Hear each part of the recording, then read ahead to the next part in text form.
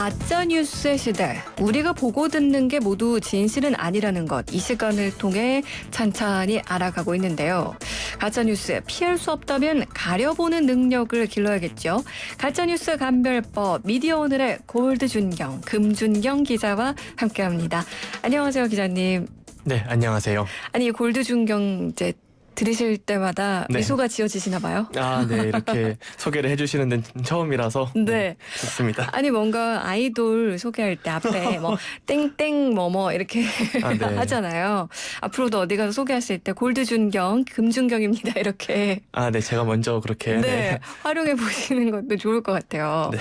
아니 2주 만에 또 뵙는데 사실 저희 방송이 끝나고 나면 인터뷰 전문의 기자님하고 나눈 내용들이 포털 사이트에 이제 기사로 올라가게 됩니다. 네. 그러다 보니까 실제 방송을 듣지 못하신 분들도 이 가짜뉴스 감별법 기사를 많이 보시곤 하는데 쭉 보면 개인 블로그나 친목 카페 공유를 해서 우리도 한번 맞춰보자. 이런 안목을 좀 길러보자. 이런 글들이 많던데 네. 그만큼 요즘 사람들이 가짜뉴스에 대해서 관심이 높다는 이야기일 것 같아요. 그렇죠? 그렇죠. 주변 분들도 혹시 뭐 이런 가짜뉴스 관련해서 기자니까 이런 거 좀 알지 않아? 이런 질문 받으실 때 없어요? 특히 그 메신저로 이 표준어로는 지라시라고 하죠. 네. 그 받은 글 같은 게 돌아다닐 때 기자니까 이게 사실이냐, 이게 정말 근거 있는 얘기냐를 물어볼 때가 많거든요. 그럼 저희도 뭐 당장 판단은 못하고 관련된 자료나 이런 거를 보고서 좀 근거가 좀 미비한 것 같다, 뭐 수상하다 이렇게 얘기를 한 적도 있고, 한 번은 제가 직접 그거를 토대로 이게 이미지였거든요. 이미지는 구글에서 이미지 검색이 가능해서 네. 그걸로 출처를 찾아봤더니 이제 허위 정보였던 거죠. 그거를 찾아서 직접 얘기를 해준 적도 있긴 합니다. 근데 믿을 만한 또 가짜뉴스 감별 기자님 중에 한 분이 또 골드준경이 네. 아닐까라는 생각이 듭니다. 벌써 이 시간 5번째로 우리가 함께하고 있는데요. 오늘은 좀 유튜브에 대한 이야기를 해보려고 합니다. 네. 정말 뭐 정보의 바다라고도 할 수 있고 콘텐츠의 바다라고도 할 수 있는 유튜브인데 여기에서도 또 허위 정보와 가짜 뉴스가 문제가 되고 있죠. 그렇습니다. 이제 허위 정보나 음모론 같은, 그러니까 사실과 다른 내용을 전하거나 악의적인 내용을 전하는 식의 콘텐츠가 이제 유튜브에서 국내외를 막론하고 상당히 많아지고 있는데요. 네. 그래서 국내외의 정치권이나 시민단체들이 이 점에서 유튜브에 대해서 좀 더 책임을 강화해야 된다, 뭐 아니면 규제를 해야 된다, 이런 식의 대응을 많이 해오고 있습니다. 사실 유튜브는 동영상을 뭐라고 할까요? 이제 볼 수 있거나 네. 혹은 본인이 직접 제작해서 또 올릴 수 있는 그런 쌍방향적인 그런 뭐랄까요? 사이트라고 네. 할 텐데 여기에 또 뉴스 관련해가지고 동영상을 올리는 것들이 많아요. 네. 그리고 실제로 YTN이나 YTN 라디오도 유튜브에 채널을 개설을 해서 실제 맞습니다. 많은 언론사들도 여기에서 함께 콘텐츠를 제공하고 있는데 이렇게 유튜브의 영향력이 점점 커지는 이유 뭐라고 볼 수 있을까요?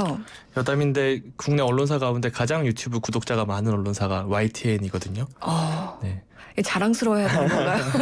제가 듣기로는 포털에서 이제 네. 내는 수익보다 유튜브 수익이 더 많아지고 있는 게 YTN이고, 네. 다른 언론사들도 예전에는 포털에 의지를 했다면 이제는 유튜브에 많이 의지와 의존을 하는 것 같은데요. 네. 실제로 시사인이 실시했던 2019년 언론 매체 신뢰도 조사가 있는데요. 놀랍게도 이제 국내에서 가장 신뢰하는 매체가 어디냐라고 물었더니 2위가 유튜브를 차지했습니다. 아무래도 사람들이 유튜브를 가장 많이 보시죠. 그래서 그 안에서 뉴스 시장도 급성장했던 것 같고요. 네. 세계적으로 19억 명이 유튜브를 이용하고 있고 매일 10억 시간을 유튜브 시청에 쓴다고 할 정도로 많이 사용하고 계시고, 또 유튜브는 누구나 영상을 제작해서 올릴 수가 있잖아요. 네. 그렇게 되면서 물론 기성 언론사들이 도전하면서 나가는 것도 있지만 개인들이 기존 뉴스보다 더 자극적이거나 혹은 사회적으로 문제가 있는 내용을 올리는 경향이 있고, 그런 게 기존 뉴스보다 더 흥미롭기 때문에 더 많이 보시는 경향도 있는 것 같아요. 네. 게다가 여기에 개인 맞춤형 알고리즘이라고 하는데 유튜브는 내가 보고 싶은 걸 알아서 추천을 해주잖아요. 네. 그 기능이 있기 때문에 기존 뉴스보다 더 빠져들고 더 재미있게 많이 시청을 하시는 것 같습니다. 네. 아무래도 포털에도 그런 기능이 없지는 않습니다만 유튜브의 그 알고리즘이 훨씬 더 강력하다라는 거 많은 분들이 좀 느끼실 텐데 네. 자, 그러면요. 유튜브가 낳고 있는 가짜뉴스에 대해서 조금 더 자세히 알아보기 전에 오늘도 여러분께 기회를 드리겠습니다. 가짜뉴스를 감별해 주시면 되는 건데요. 정말 매 시간마다 청취자분들의 그 감별 능력이 쑥쑥 상승하고 있지 않습니까? 네, 맞습니다. 네, 지금 저희도 매번 이제 감탄을 하고 있는데 그래서 금 기자님이 이 가짜뉴스, 진짜뉴스 감별해내는 이 코너를 준비하실 때 네. 기사 찾는 시간이 그렇게 길어졌다고 하던데 맞나요? 네, 맞습니다. 제가 어제 뉴스 하나를 제안을 했는데 작가님께서 너무 쉽지 않나요? 라고 하셔서 네. 하나 이렇게 거절당한 사례도 있고요. 저 포함해서 작가님도 굉장히 좀 어떻게 해야 이거를 많이 좀 뭐랄까요? 어렵게 너무 쉽지 않게 보실 수 있을까 많이 고민을 하고 계십니다. 왜냐하면 저희 청취자분들 수준이 정말 보통이 아닙니다. 네. 그래서 그냥 대충 저희가 준비를 했다가는 바로 이것도 문제입니까? 이런 문자들이 오기 때문에 오늘도 역시 심사숙고해서 뉴스 2개를 준비했습니다. 둘 중 하나가 가짜일 수도 있고 둘 다 가짜 혹은 둘 다 진짜 뉴스일 수도 있습니다. 어떤 게 진짜요 가짜인지 판별해 주시기 바랍니다. 자, 그럼 뉴스 듣고 오시죠. 안녕하세요. 다이아몬드 원석 같은 아나운서 장원석입니다. 오늘도 2개의 뉴스를 전해드릴 텐데요. 둘 중에 어느 것이 가짜 뉴스인지 맞춰주시면 됩니다. 먼저 첫 번째 뉴스입니다. 자궁 경부암 백신이 뇌 손상을 일으킬 수 있다는 연구 결과가 나왔습니다. 일본 도쿄대 연구진에 따르면 예방주사의 효과를 높이기 위해 백신 속에 첨가한 특수 알루미늄이 뇌신경을 손상시켜서 치매를 유발할 수 있다는 겁니다. 이에 따라서 자궁 경부암 백신에 대한 논란이 더욱 거세질 것으로 보입니다. 두 번째 뉴스입니다. 미국 신시내티에서 핵물질을 실은 열차가 탈취당했습니다. 현재 당국은 행방을 알 수 없는 상태라고 밝혔습니다. 톰 힉스 미국 에너지부 장관은 성명을 통해서 국민과 환경, 국가 비축 핵의 안전이 최우선이라면서 탈취범을 찾아내 진상을 규명하고 나쁜 선례가 생기지 않도록 하겠다고 말했습니다. 탈취당한 핵물질은 시시내티 대학 원자력 연구팀 트라이앵글 파크 연구소의 것으로 나타났습니다. 자, 이 2가지 뉴스 중 어떤 것이 가짜일까요? 여러분이 직접 감별해 주시죠. 지금까지 진짜 아나운서 장원석이었습니다.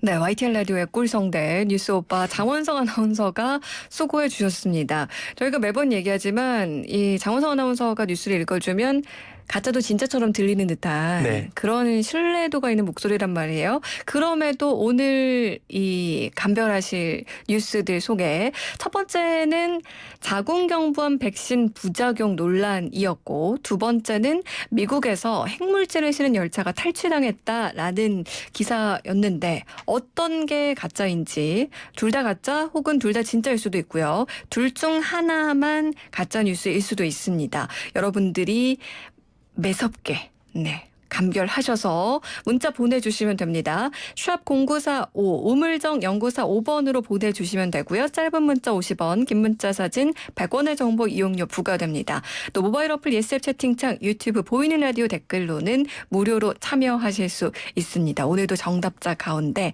선물 또 추첨 통해서 보내드릴게요.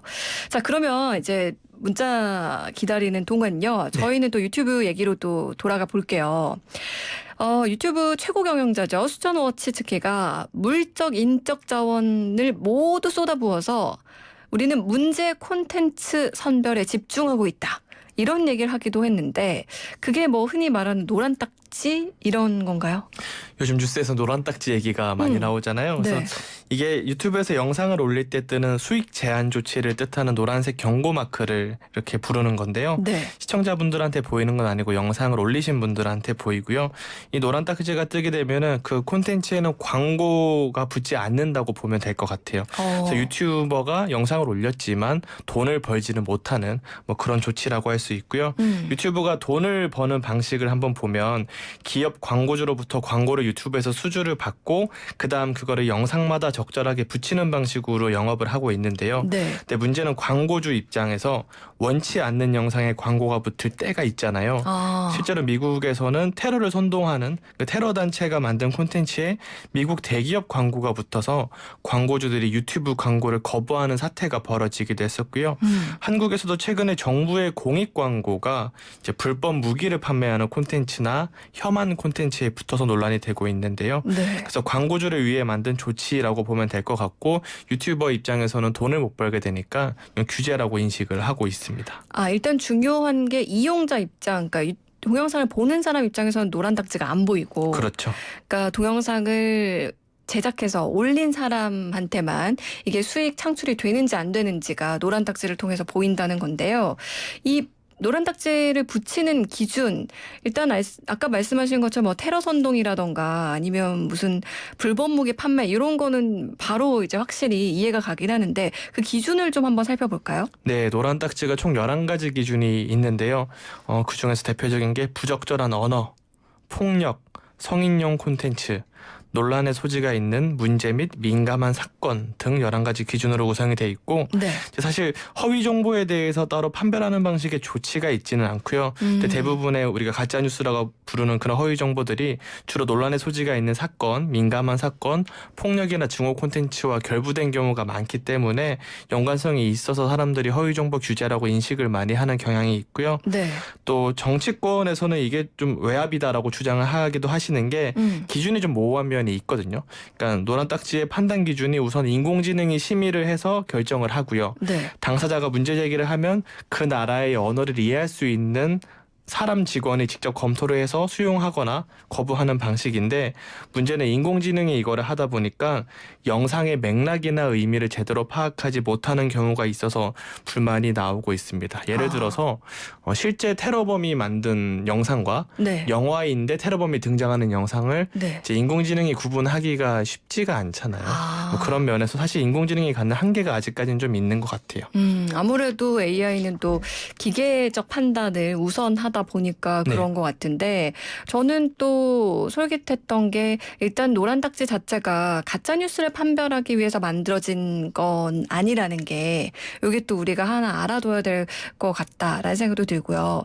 유튜브를 보다 보면 추천 동영상이 이제 알고리즘에 의해서 동영상들이 뜨는 거잖아요. 네. 근데 거기 보면은 꼭 약간 추천하는 영상의 맥락과 조금은 상관없는 동떨어진 것 같지만 자극적인 영상들이 중간중간에 뜨거든요. 네. 그 이유는 뭘까요? 유튜브가 사실 성공할 수 있는 이유 중에 하나가 이제 시청한 영상을 바탕으로 내가 좋아할 만한 영상을 자동으로 추천해주는 기능이 상당히 발전이 되어 있는데요. 네. 그러니까 유튜브가 이런 기능을 왜 도입했는지 한번 생각을 해보시면 좋을 것 같아요. 그러니까 체류 시간, 사람들이 유튜브에 머무는 시간을 오래 하기 위해서 이런 시스템을 도입을 한 건데요. 네. 사람들이 유튜브에 더 오래 머물면 광고를 더 많이 보시겠죠. 광고를 더 많이 보시면 유튜브가 그만큼 돈을 더 많이 버는 구조입니다.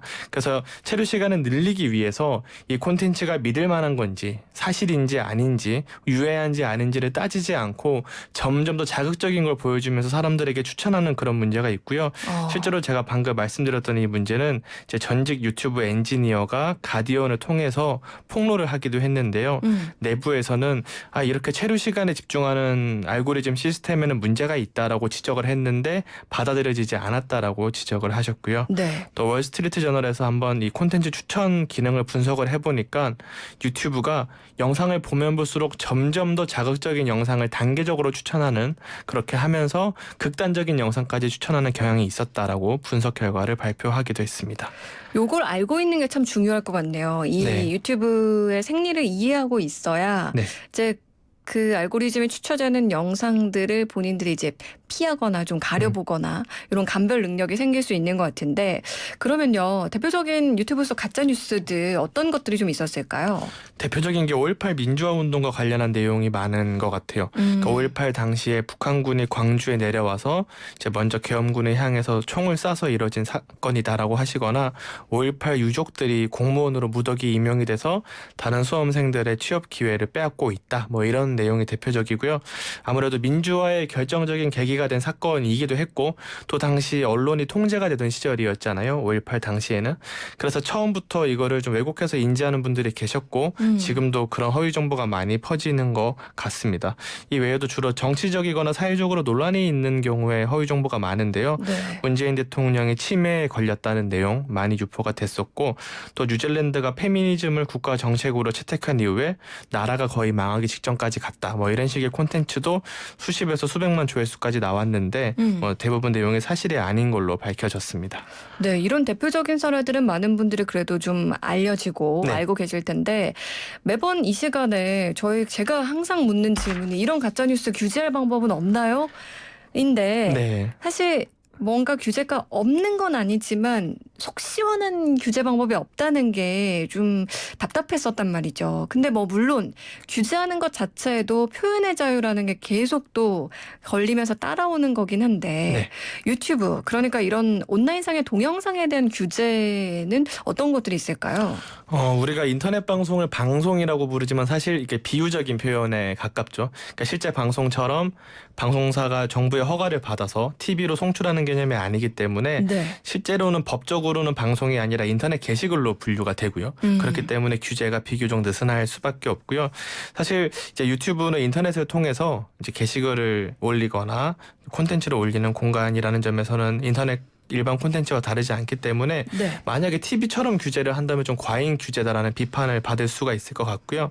대신에 방송통신심의위원회에서 통신심의를 따로 합니다. 네. 그러니까 인터넷 게시글을 심의하는 이렇게 조치를 취하는 이 역할을 하는데 이 심의를 통해서 이제 불법적인 정보, 뭐 국가보안법 위반이나 불법 무기 같은 정보 혹은 너무 사회적으로 문제가 있는 정보는 유튜브에 삭제를 요청하고 유튜브가 검토를 한 다음에 수용을 하는 방식으로 운용이 되고 있고요. 네. 유럽 같은 경우에는 폭력적이고 선정적인 콘텐츠에 대해서는 특히 아동과 청소년을 보호할 수 있다고 판단을 하고 있기 때문에 관련한 규제 장치가 인터넷에도 좀 강력한 편이고요. 한국에서도 사실 이런 논의가 없는 건 아닌데 문제는 한국은 심의 자체를 이제 정부와 정치권에서 많이 주관을 하고 있어요. 그러다 보니까 심의를 어떻게 하더라도 정치적으로 다소 편향되거나 악용되는 게 역사적으로 많았기 때문에 이런 면에서 좀 조심한 면이 있고 대신에 뭐 폭력이나 선정적인 콘텐츠에 대해서는 좀 더 규제를 강하게 해야 된다. 뭐 이런 논의가 지금 진행이 되고 있습니다. 네. 뭐 유튜브가 말씀하신 것처럼 언론사는 아니니까 네. 이제 콘텐츠에 대해서를 이제 통신 심의를 하는 그런 상황인 건데 자, 여기서 그러면요. 저희가 이제 가짜 뉴스를 감별하는 퀴즈를 내드렸었습니다. 1번이 자궁경부암 백신과 관련한 그런 내용이었고 2번이 미국에서 일어난 핵물질 열차 탈취 사건 기사였는데요. 청취자분들이 문자 정말 많이 보내주셨어요. 네. 일단 2번이 가짜라는 문자가 압도적으로 많았고요. 아, 네. 네, 그리고 1번이 가짜라는 것도 아주 간혹 소수긴 하지만 문자 있었습니다. 그리고 모두 가짜뉴스입니다라고 보내주신 둘 다 가짜입니다라고 보내주신 분들도 꽤 있었거든요. 그러니까 2번이 가짜라는 게 가장 많았고 그 다음에 둘 다 가짜, 그 다음이 1번이었는데요. 정답 뭘까요? 네, 전반적으로 많이 맞춰주신 것 같은데요. 그러니까 지난주처럼 이번 주에도 모두 사실이 아니었습니다. 그러니까 첫 번째 뉴스는 유튜브에도 돌아다니고 있는 자궁경부암 백신 뇌 손상설인데요. 네. 이게 2016년에 일본 도쿄대에서 이제 이런 연구 결과가 나오면서 이제 문제가 언론에 보도되기도 했었는데, 근데 이 연구가 쥐에게 접종량보다 많은 양을 주사를 했고 또 뇌의 차단벽을 허무는 독소까지 같이 투여를 한 것으로 밝혀져서 이 논문을 게재한 학술지에서도 논문을 취소를 했다고 해요. 네. 그러니까 논문이 나왔던 건 맞지만 이후에 사실이 아닌 걸로 밝혀졌던 사안이고 그 국제공인기구에서도 방금 말씀드린 것처럼 이제 백신의 안전성을 인정하고 있거든요. 그 백신 접종을 권하고 있기 때문에 이제 사실이 아니다라고 볼 수 있을 것 같습니다. 네. 뭐 이런 거 말고도 유튜브에 의학 관련 뭐 건강 관련 정보 가짜 뉴스가 많은데 이런 걸 좀 감별해내는 방법 좀 물론 완벽한 건 없겠습니다만 네. 어떤 것들이 있을까요? 콘텐츠마다 내용이 달라서 이렇게 딱 이렇게 하면 알 수 있습니다라고 보기는 힘든데요.